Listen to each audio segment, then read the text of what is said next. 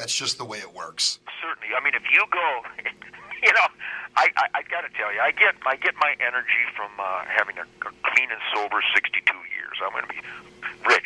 Somebody help us. I'm going to be 62 this year. How adorable is that? Oh, it's 62, and you have more energy than 14-year-olds that come in my music store. I mean, and that's the thing, and that's something that people need to look at too. Your lifestyle, you know, what goes in you is what's fueling you and creating you.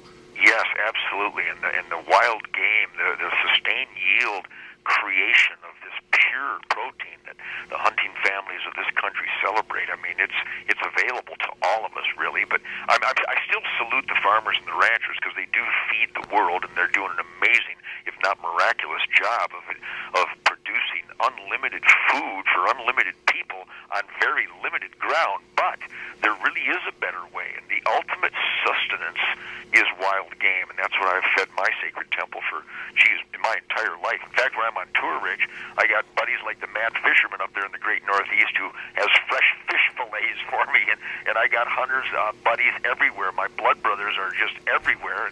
They got fresh meat and fresh fowl and fresh fish. No matter where I go, I got the best food in the world. But it's important that I stand up and emphasize this because our life in the world is always going to be good, bad, and ugly.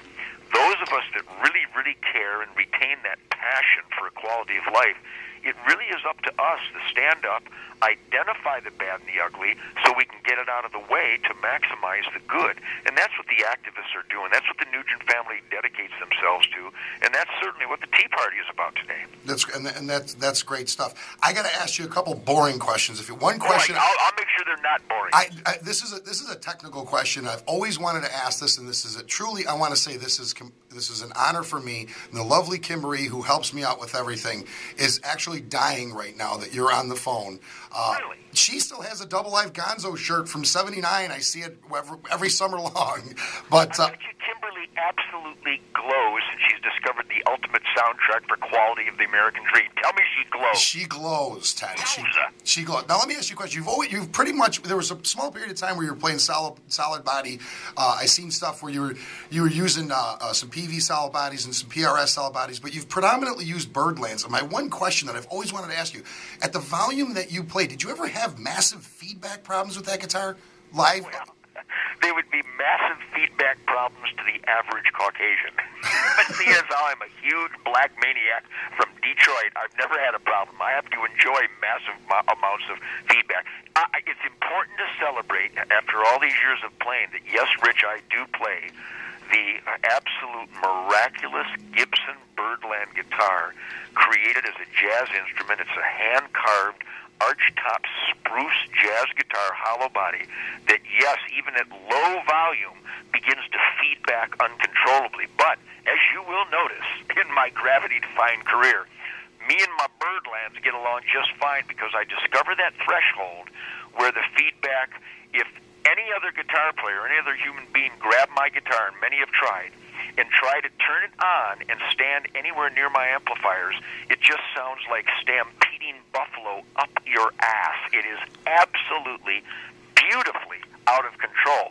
Now, over the years, I discovered way back when I was using all those Fender twin reverb amplifiers at absolute criminal volume levels, which was just hysterical, which is why if you attempt to interrupt me while I'm talking, I can't hear you. I can't hear anything. But my point is that I can still hear the music, I can still hear the birds sing, but I really did abuse myself with dangerous volume levels, and I've discovered probably back in the mid-'80s that the Birdland will still have that incredibly dynamic, rich tone, even at low stage volumes where it still feeds back like an animal possessed, but we bring all the volume through the PA system so I can get all those great feedback notes and those colorful chord feedback, outrage noises. It's an adventure every time I grab that guitar. So I play the Birdland probably half the time on stage. I play some great old collectible Gibson Les Pauls and some incredible Paul Reed Smith guitars. I just have an arsenal of the world's greatest guitars, and I love them all. You've been doing this now for 2 years? 43? Well, actually over 50 years. I did my 6,000th concert on the 4th of July in Detroit in 2008. 2008. My guitar teacher from 1958, Joe Podorczyk, got up on stage. We played Boogie Woogie and Honky Tonk together 50 years later. So I've been doing this for 52 years now. What do you see now, looking at the huge career that you've had?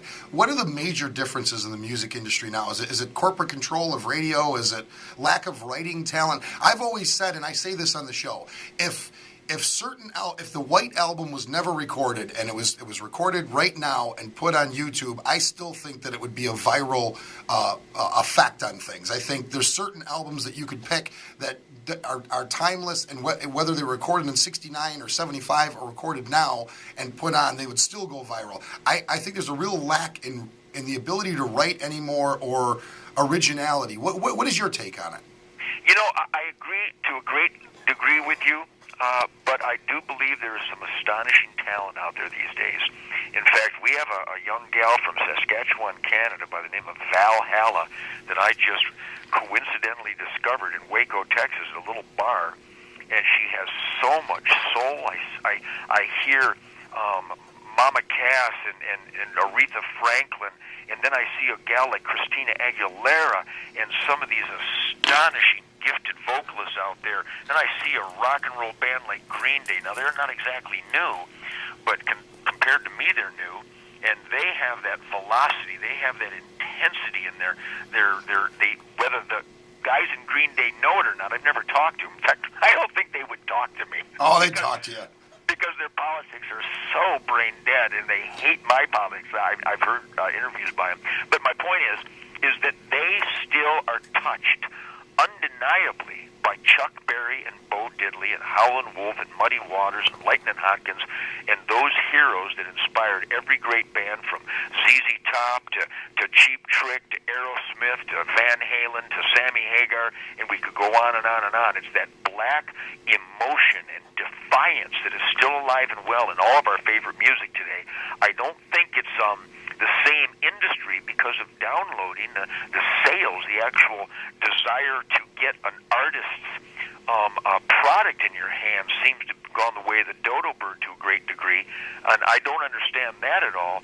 But when I talked to Sammy Hagar, and I just got a text this morning from Steven Tyler, he was a little older than I am, actually. I respect my elders, and he texted me as he got off stage in the Donington Festival in England, over 100,000 people, and I know for a fact that Steven Tyler's enthusiasm and his dedication to making Aerosmith music, I am certain that Aerosmith rock and roll today is more intense and tighter and probably more defiant than it was in 1974. And same with my music, with Mick and Greg as my rhythm section. And I saw Sammy Hagar here recently, and he's a little older than I am, and he's kicking more ass than he ever has. So what you and I love about music and the tightness and the soulfulness of that American rhythm and blues inspiration, Rich, it's alive and well today, and the Nugent Band celebrates it every night. Yeah, and that's just a great statement. And once again, going back to it, all the guys you mentioned, still have passion. They're not absolutely. They're not doing the blown out rocker tour. They're not doing the greatest hits tour. They're still recording songs and out there doing it. They have passion for what they do. Yeah, well, our tour is called Trample the Weak, Hurdle the Dead, and I have a brand new song by that title, which inspired, and I love this song, and I have so many songs that I love. I mean, I have hundreds of killer songs that would. My drummer Tommy Clefettos a couple of years ago, who's now on the road with Ozzy and Rob Zombie.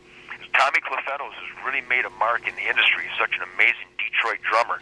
He mentioned in his passion, as we get ready to assault the stage every night, he said, Uncle Ted, every one of your songs would be the perfect opening song or the perfect encore song. And it's really difficult to choose a 2.5-hour set list because I love all my songs. But the fact that my new songs, Never Stop Dreamin', I Love My Barbecue, I Still Believe, and the tour title, Trample the Weak, Hurdle the Dead, the fact that those songs match and even exceed the intensity of my classics, it's delirium. I mean, it's indescribable.